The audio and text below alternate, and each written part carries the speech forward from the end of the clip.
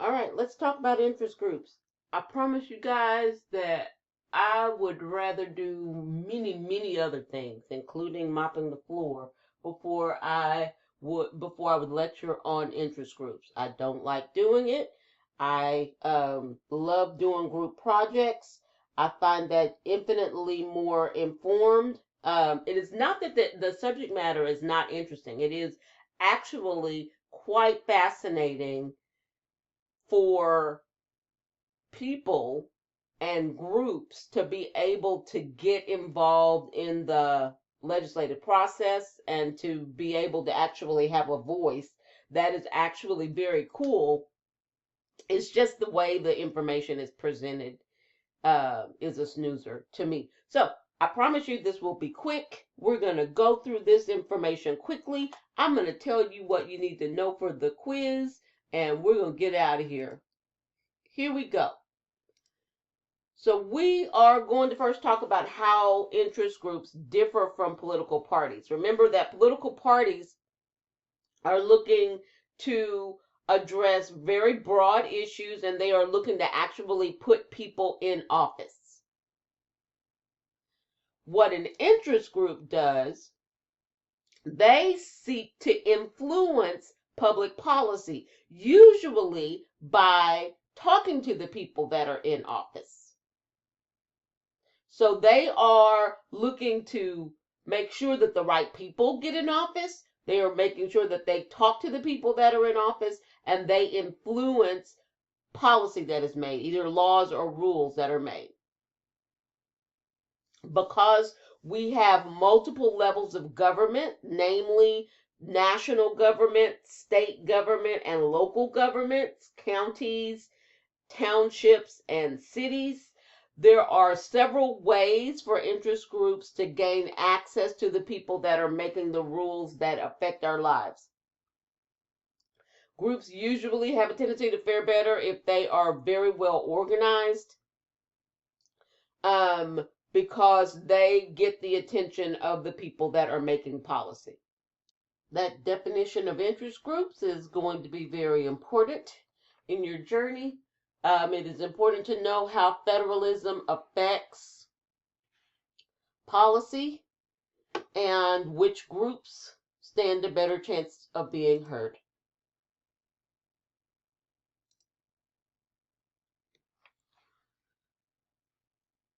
If you look at campaign spending in probably any other year except this one, this is from 2017 to 2018. Campaign spending was a total of about $4.75 billion. Spending on lobbying, which is the primary way that interest groups get the attention of legislators and policymakers, was significantly higher. There's a lot of money in influencing the people that are making the policy. So we're going to talk about the types of interest groups. We'll first talk about economic groups, then we'll talk about citizens groups. So quite simply, an economic group is one that focuses on economics, money. So jobs, wages, profits, regulation, protection, and protection of people that are in a certain profession. So let's first talk about business groups. Business groups are the largest groups of interest groups. They are the most numerous. They can be large corporations, they can be small corporations. Sometimes they are a group of corporations that usually operate in the same industry. Those are called trade associations, sometimes called the Organization of Organizations. And they advance broad interests of the business. Some examples of business groups are the United States Chamber of Commerce, or one that is more industry specific is American Petroleum Institute. They're always going to be looking for less business regulation or for certain changes that affect the corporations that they are talking about. This is figure 9-2. It discusses just the fact that business firms and trade associations make up 65% of the groups that are in Washington, D.C. They are the most numerous. Business groups are the most numerous. Let's talk about labor groups. Labor groups are not necessarily looking for profits. They are looking for benefits for workers in general and their union members in particular. Another way to say labor groups is labor unions. Now, by far the largest labor union in the United States is the AFL-CIO. It is a combination of two large groups that ended up merging. They collectively have 12 million members and about 55 affiliated unions. Now, membership in unions in general has dropped from about a third of people that were working in industry being part of labor unions to about 11%. What it said in the book was 1 in 3 to 1 in 9. And the membership has shifted. There was a time when labor unions were filled with skilled and unskilled laborers, but now we are finding that it is professionals, technicians, and service workers that make up the bulk of members of labor unions. Then there are farm groups. We're still in the category of economic groups. So what are they looking for? Some type of financial benefit. So, of course, in a farm group, they are looking for benefits for their farms and for farmers.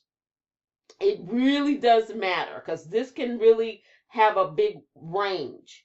So you can see the American Farm Bureau Federation, which is the largest farm group, has about 4 million members. They're looking for big agribusiness, large farms, while the Farmers Union is going to promote interests of smaller family farms.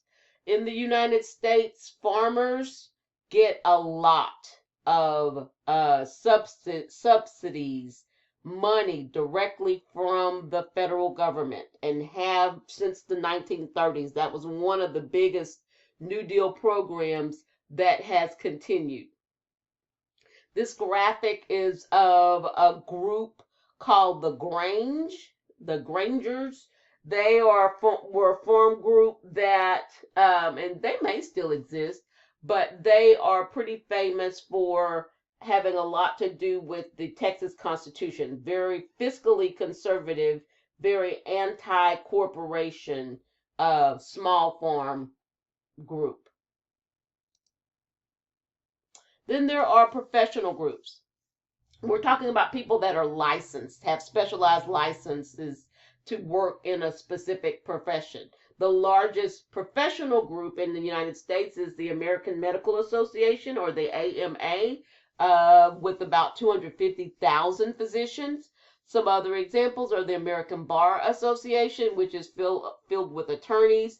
They make recommendations on judges and rate judges, and make recommendations on practicing law. And the American Association of University Professors, AAUP, is another example of a professional group.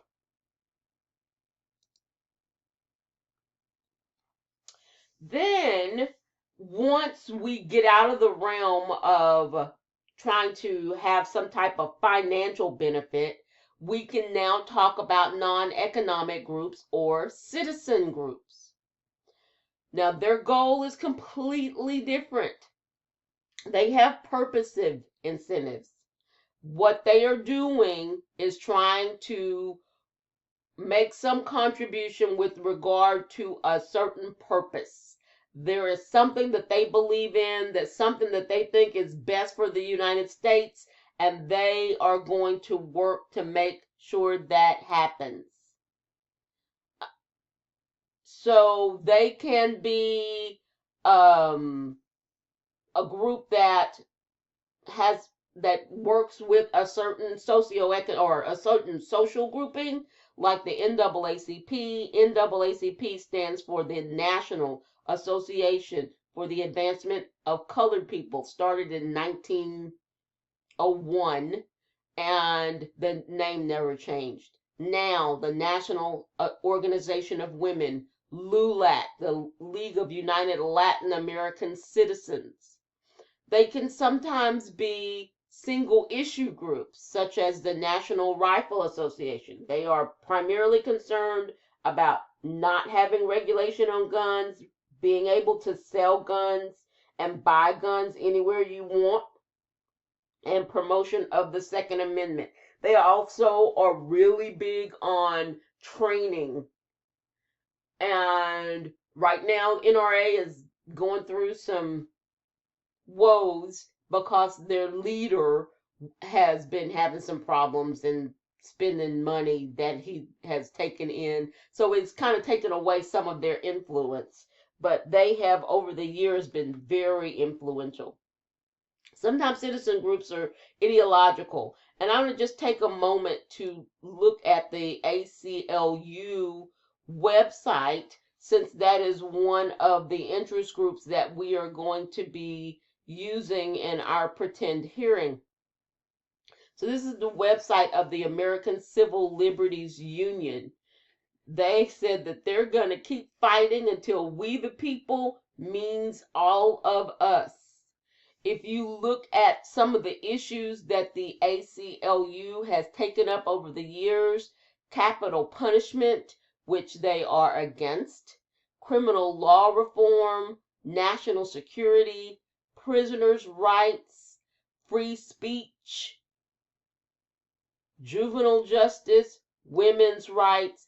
They have divisions and attorneys on standby to address all of these issues.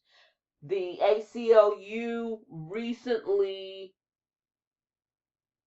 got involved. They filed suit against the federal government for the separation policy, where children were being separated from their parents if their parents were coming to the United States and seeking asylum.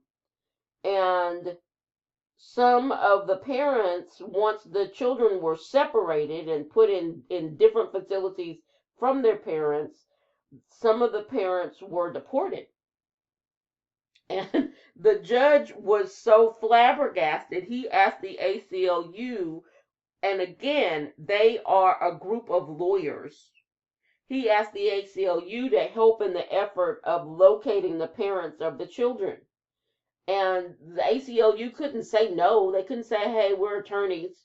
Because the issue was so big. It was a very unusual order.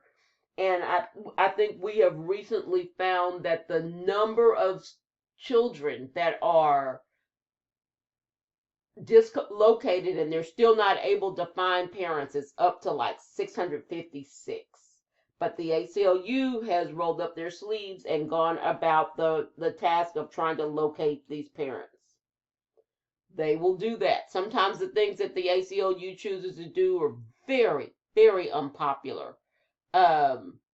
Because they'll look at free speech, but that's free speech for anybody. And so sometimes the people that they represent are saying very unpopular things. Let's look at some of their current issues. Rights of protesters, employee speech and whistleblowers, and of interest to us, student speech and privacy. So what the ACLU has to say is that in America, students do not lose their constitutional rights at the schoolhouse gate. The protection of students' rights to free speech and privacy in and out of school is essential for ensuring that schools provide both quality education and training in our democratic system and values. Unfortunately, schools continue to demonstrate a disturbing willingness to abridge students' rights. So that is how the ACLU handles and addresses the concept of student free speech on college campuses. Hmm.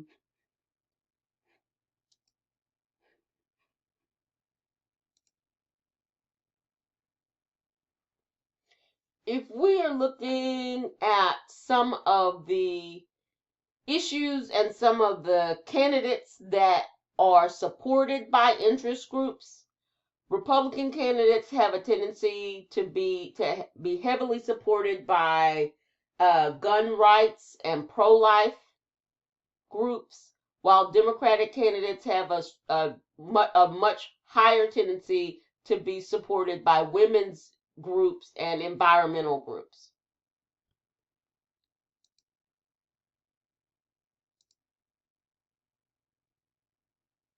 So let's talk about what interest groups do, and compare economic groups to citizen groups. Definitely, citizen groups are substantially outnumbered by economic groups. That usually the economic groups are very well organized and very well funded, so they have the ability to get in there and roll up their sleeves and get those benefits for their members. So they have abundant resources. They are looking for benefits to particular individuals, and while non-economic groups are looking for something that is better for the greater good, the public good. And there are often people that agree with, like, the ACLU, but they never have contributed. They have never taken up the cause. They have never done anything to help. They're just like, I hope y'all do well. That is called the free rider problem. And non-economic groups often have that. People agree with them but don't get involved. So size can have both advantages and disadvantages. Business groups are actually smaller, even though they are well funded. But a group like the American Association of Retired Persons is an example of a group that has a lot of members, and because of their numbers, they are able to wield a whole bunch of power. People listen when the AARP comes. Many businesses give AARP benefits and discounts. So sometimes size can be very advantageous, and sometimes being lean and mean and able to move really quickly can be an advantage if you have enough money.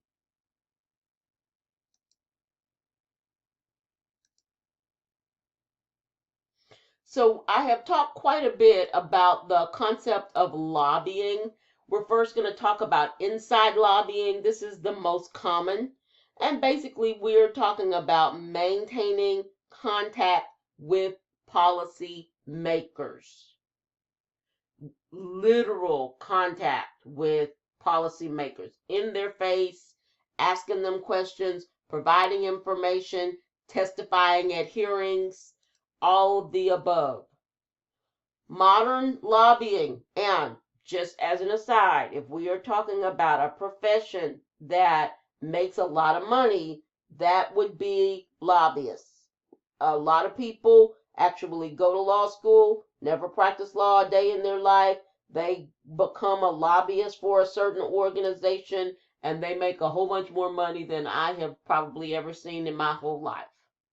So it is, if you have a persuasive personality, you have to be warm, you have to be kind of an extrovert, you have to like um, details, you have to be able to be pretty charming, um, and you have to build confidence with people. You have those qualities, then you might be a good lobbyist. And lobbying does not necessarily mean that you're going to Washington, D.C. As I said before, lobbying can be at local levels, it can be at the state level or the federal level. So modern lobbying mostly relies on supplying information. You have to understand the issues that are before Congress. You also have to understand the people that are there in Congress. A lot of people that leave public life go into lobbying because they know the people, they know the ins and outs, they know the secret doors that people go in, they know who likes coffee and who likes tea, and these are all things that help with lobbying. Now, of course, you are not just lobbying members of Congress, you are lobbying all three government branches at all three levels of government: the legislative branch, the executive branch, and the judicial branch. If we are looking at the 5 top spending lobbying groups, the Chamber of Commerce, which is a business group, is number 1, followed by the National Association of Realtors, which is a professional group, the Business Roundtable, Pharmaceutical Research and Manufacturing, and Blue Cross Blue Shield. The top 5 are all business groups.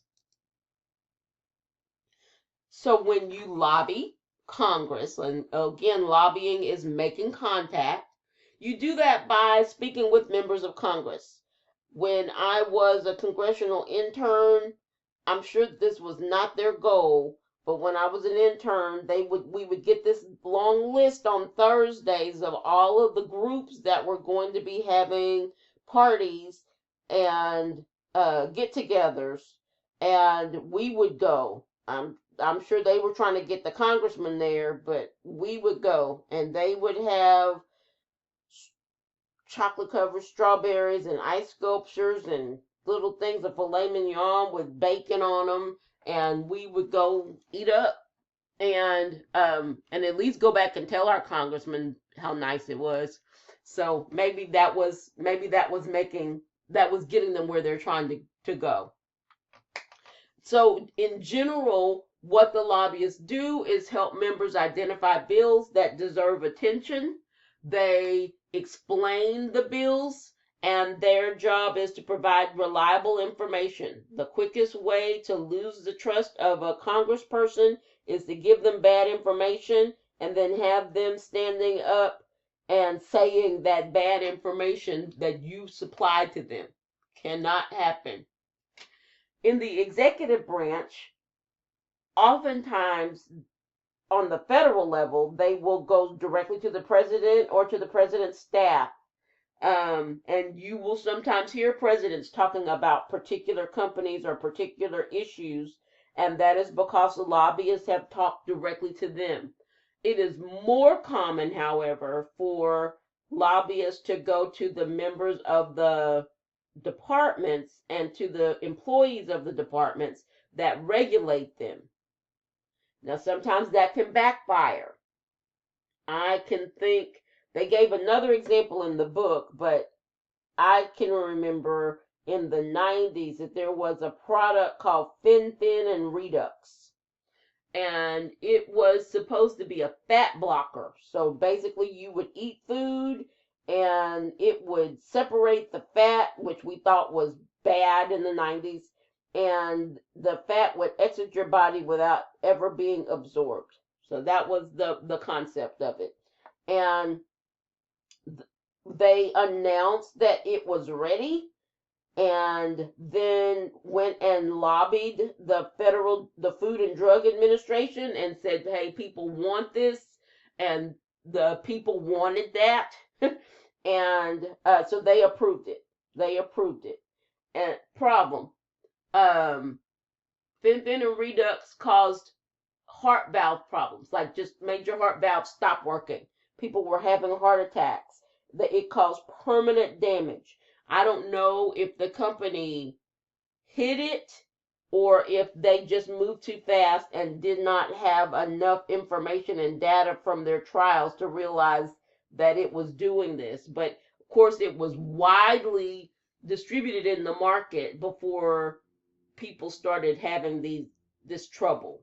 So sometimes lobbying the executive branch and trying to get less regulation or trying to get them to do something that is of benefit can backfire on both the department and the lobbyists if they ask them to do something that was actually not in the people's interest. Another way that interest groups can lobby is by going directly to the court system, and they can do that in a couple of ways. One, they can influence who gets picked as judges. They can, we have heard so many stories in this last 3-4 years that a group called the Federalist Society has supplied President Trump with a list of judges, and President Trump has been choosing judges on all different levels, including the Supreme Court, from that list that was supplied by that organization.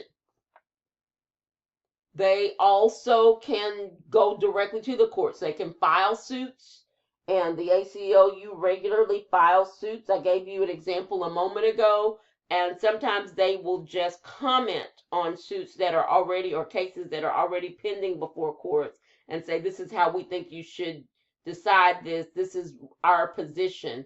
And a lot of times, judges will pay attention to what the interest groups have to say, because they have so much expertise in that area.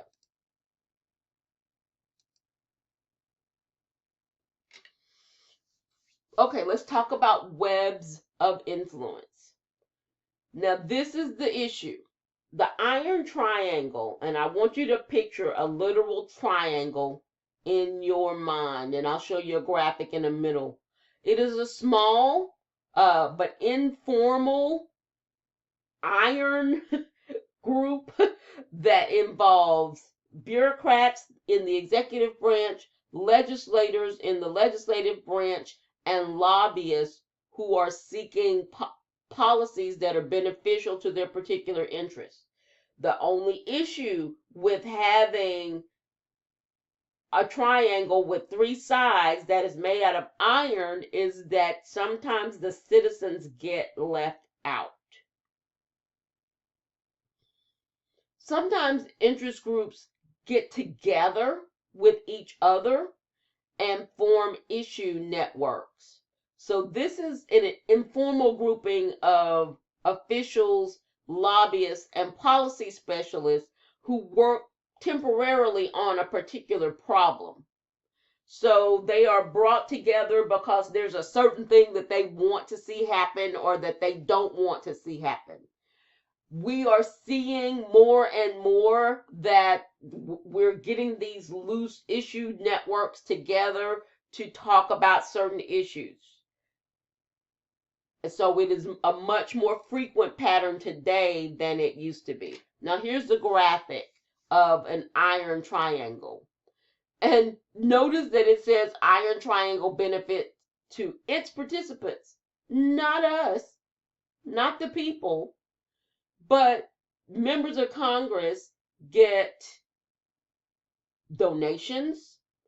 They get to address issues that are of importance to the interest groups. They get to, they in turn give favorable legislation to the interest groups. And the members of the executive branch, the bureaucrats, get a lot. If they are working with the legislators that pass the legislation, they get a lot of support. They also get great funding, and so they all work together. They all work together. So we've talked about inside lobbying. Let's talk a little bit about outside lobbying.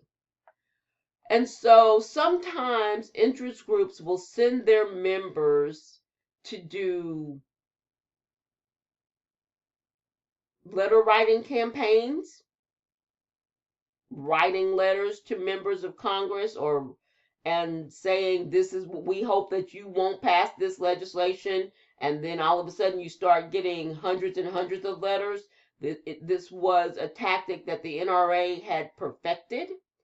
They can also promote messages through advertising and public relations.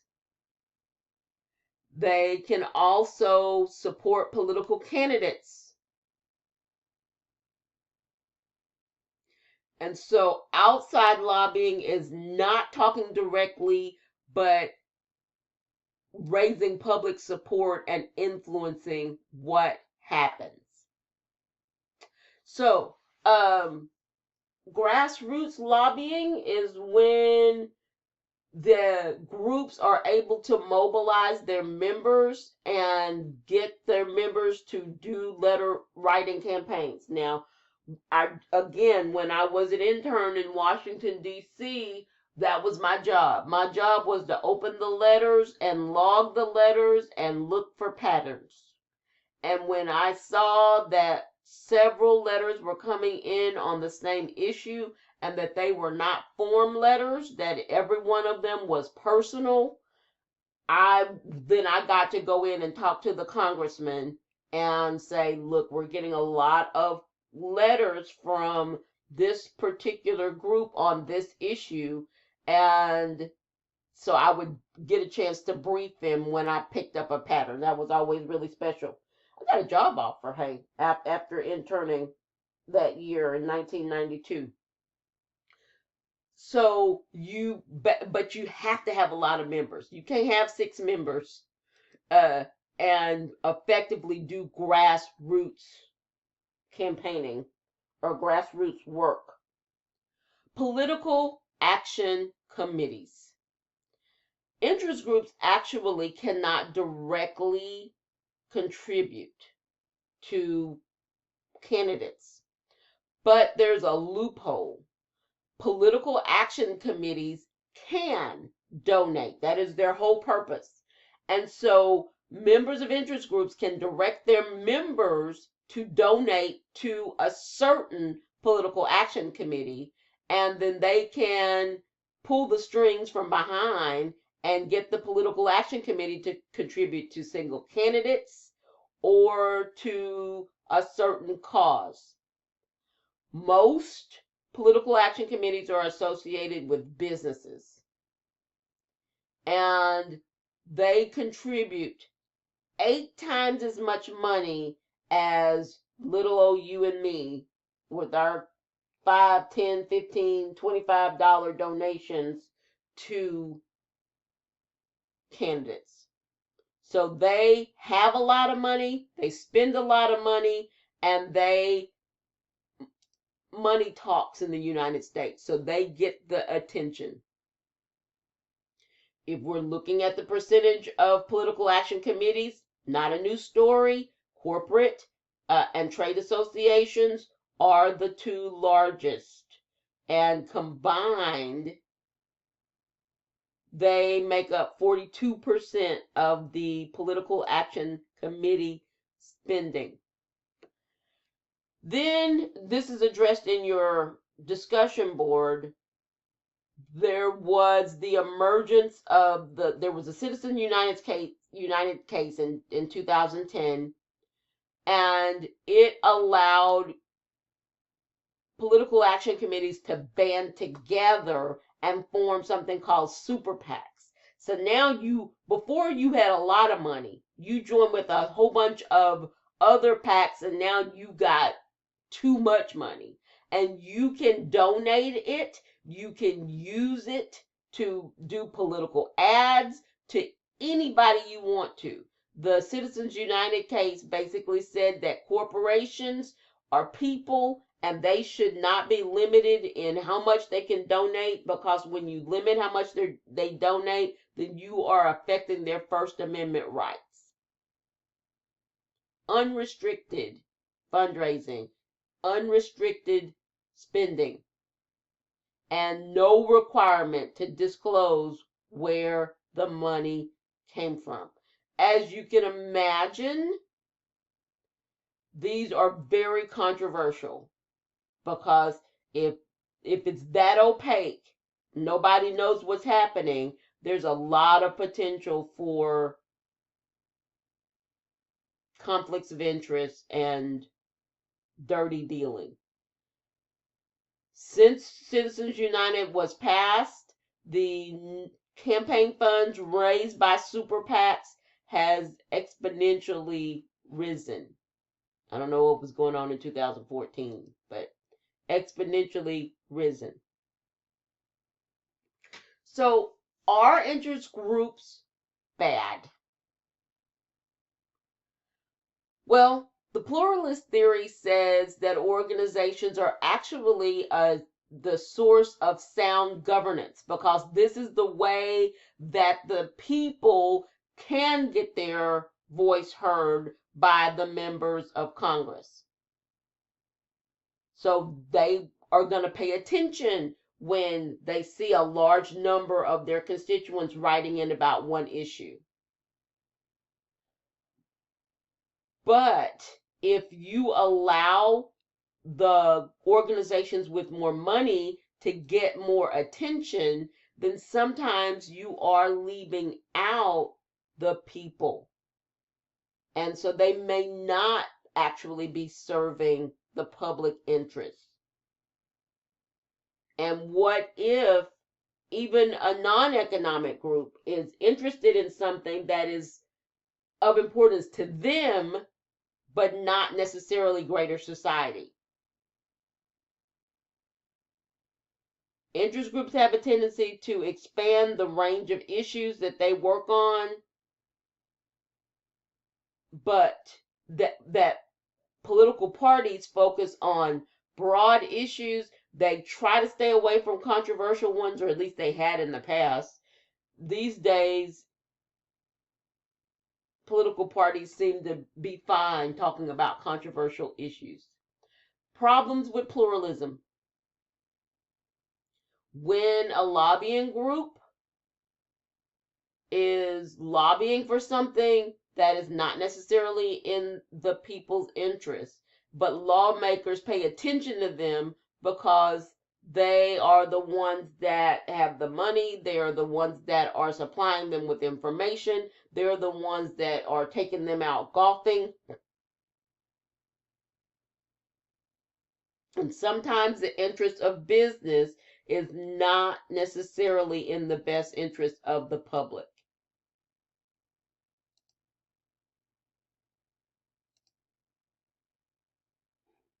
All right, that is it. That is interest groups. I have given you a link to the prezzies as well.